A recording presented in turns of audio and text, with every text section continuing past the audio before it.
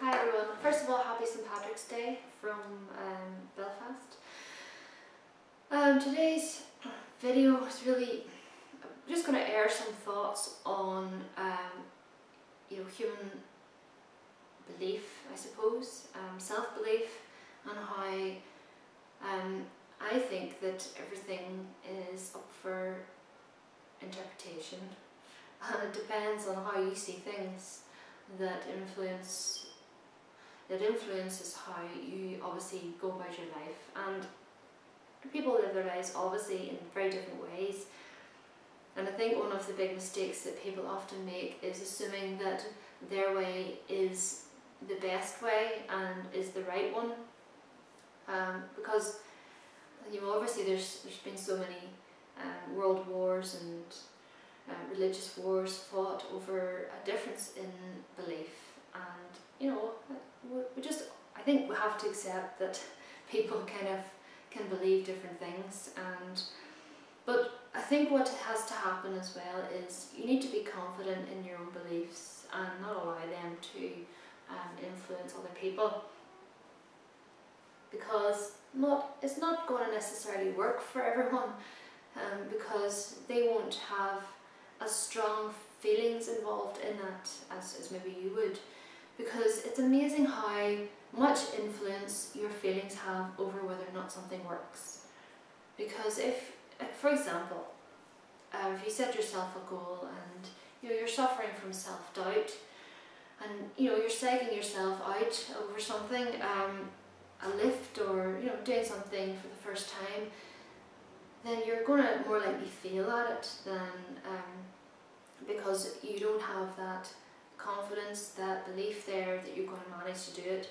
I think whenever you set yourself a goal and you're like, I am going to do this, this will happen, and you almost picture it happening in your mind, then it's much more likely to happen with that belief behind it. You can't force somebody to take on the same feelings that you have over a belief, because it's not going to work the same for them. So that's just a random thought on that. The other thing that I was thinking, along the same lines, is how much that, in spite of scientific fact or whatever, that quite often our beliefs in something, or quite often against something, can influence whether or not it succeeds. And somebody could be telling you, there's no way you'll ever do that. But a bit of a morbid example, but from I suppose my job.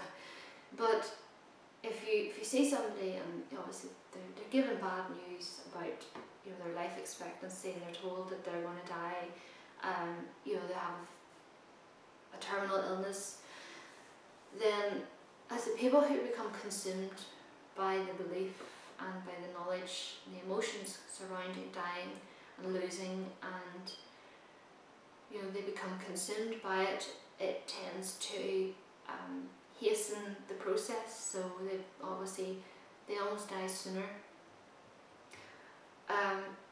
But if they manage, you hear people all the time of people who try to make the most of the time they have left, and they generally surpass the estimations of the doctors, and they end up living 6 months longer, and because they refused to accept that this was fact. I think that certain research and certain science should be taken with a pinch of salt. I like knowing how things can be measured, and I like the fact that you can, there is a science there, but I'm almost a little bit suspicious of the motivation behind the research in the first place sometimes, or who was interpreting it, and the things that were chosen, why things were put in and why things were excluded. And quite often you find that there's bias there somewhere along the way, because as humans are running the trials. Humans, we naturally want to see a certain result.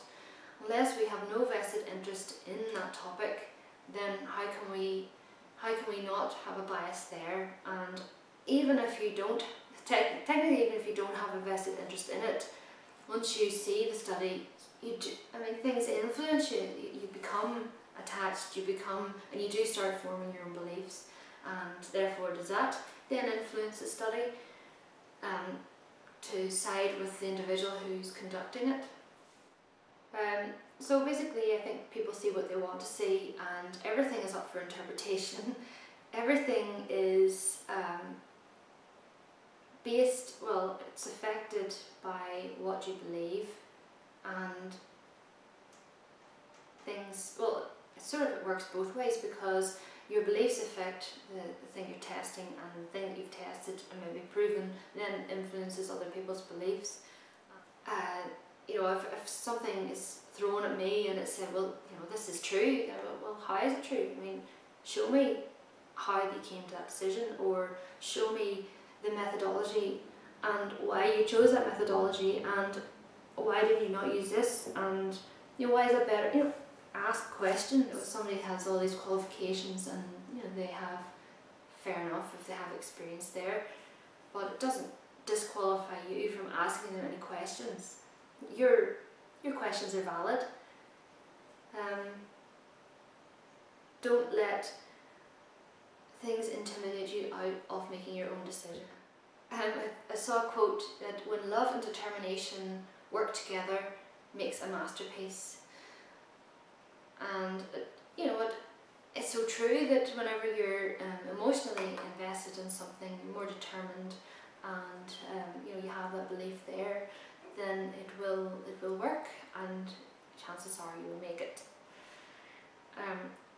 This sort of video is not me trying to say everyone has to listen to me, because obviously you don't. You can turn it off, ignore it or whatever, but some people might like to hear that it is possible to strive beyond the apparent impossibilities of life, your own beliefs. I think what it sort of should bring to the table is that even when faced with obstacles and barriers along the way, then in order to get over those, sometimes you need to have an extra boost of something more.